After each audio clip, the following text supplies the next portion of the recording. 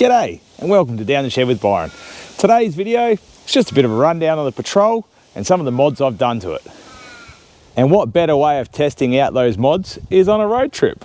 So I've done roughly 7,000 kilometres round trip from Perth, Western Australia, over to Adelaide, Murray Bridge, etc. and back again.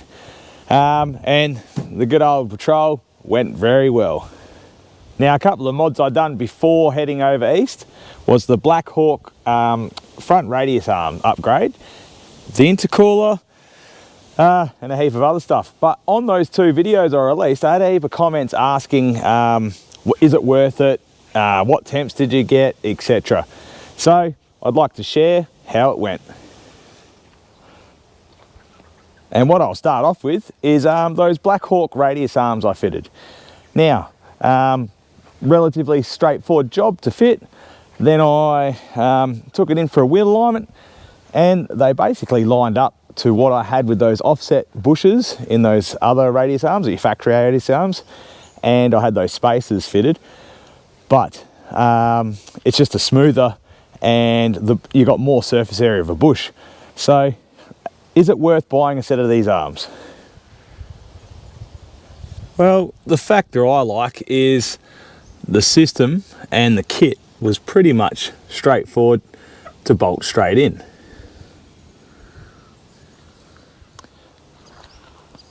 Would I advise buying them? Well, it's up to you. It's your budget, really. I think retail price is pretty steep. So I get it at trade price through my mates at Petters. But the factor here for me is I've owned this for, I think, 10 years now. And in that time, I've changed out those bushes maybe 2 or 3 times. And then you had to buy the spacers. And then because I had the arms out, I replaced those mushroom bushes twice, I think. But because I was doing it and obviously getting them to give us a hand, you know, the factor is if you're paying someone to do it for you, I reckon these arms are probably the go if you're going to keep your Patrol for a long time. Because at the end of the day, you've got a bigger bush, surface area, etc. The next test is going to be taking it off-road, which I'm hoping to do with the kids in the near future. Now, we'll get into the intercooler. Now, that's been a top mod that I have done. I think, like I said on the video, the scariest part was cutting the hole, but once it was done, I didn't think it was too bad. It's just measure, measure, measure. There we go. With that there, I dropped temps all around. Engine cooling temps, EGTs, and just felt more confident driving it.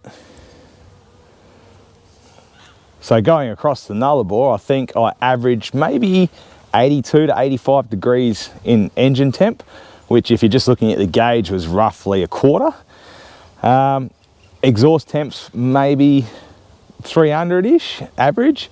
Got up to about 400/450, but that was towing the Derby car over, then bringing a Commodore wagon back. So I don't think that was too bad. Now the only thing I haven't done is actually got it tuned. I've wound the fuel screw in a little bit, but I don't know if I've stuffed up here or if it's just a fault. Let us know if you've had this experience, but where that pipe is there, it's just a little gap. Now it's nothing major to worry about, but what I'm to do is I'm going to get a little bit of silicone and just fill that gap in, so that way, you know, if you get mud or dirt just start building up in there, when we do go to do a valve set or pull the intercooler off, you just pull that little bit of silicone off and hopefully it's prevented any dirt from falling down. So when you pull it all off, it doesn't go down into the turbo. Now the cooling fan. If you watch my rig update video, I said, well, I'll see if I can find the photo, I'll put it up here somewhere, but where the cooling fan had actually touched on the fan shroud, which I found out later, well, once I pulled the engine out to do the clutch, I found it had a broken engine mount. So let's just have a look at the fan and see if it broke this time. Let's have a look. Hopefully you can see in there, but I can't see any damage to the end of the blades. So we'll have a look over there.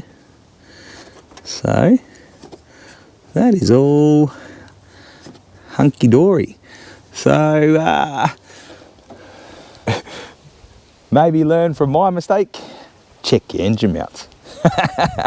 So, and yeah, cooling was good.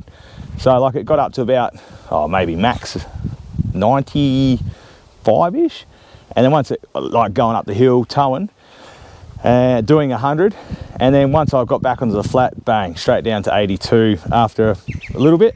So the cooling system was working well. Besides all the other little bits of maintenance I did on the car, it ran well. So I'd like to share with you guys as well how I tied the cars down. So I got asked a couple of times of how I strapped my car down, a couple of times at the Derby and at a few servos. So if you haven't seen this video, how to strap your car down to a car trailer, it's a handy little tip. So I done this up on Saturday, drove across the Nullarbor, so 3,000 Ks, and done the old she'll be right, and hasn't moved. So that's only a cool little tip if you've only got tie down straps of how to hold your car down. And I had my mate DJ from Automotive Carnage. He flew over to Adelaide and gave me a hand to drive back. Thanks, bud, champion. He challenged me. And I was like, yeah, all right, let's go, mate. He goes, how come you don't cross your chains over?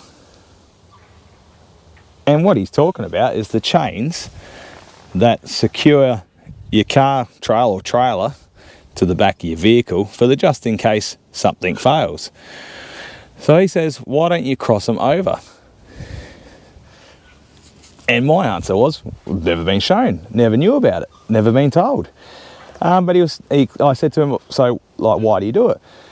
He's going, well, if that tow hitch comes undone, it falls on top of the chains that are crossed over and it supports it and saves the trailer nose diving into the ground. And I thought, that's a really cool idea. So I thought I'd just put it out there to you guys. Do you run your chains like straight, like what I just did then, or cross them over? So I've just crossed them over. I reckon that'd be a cool mythbuster bloody type of video.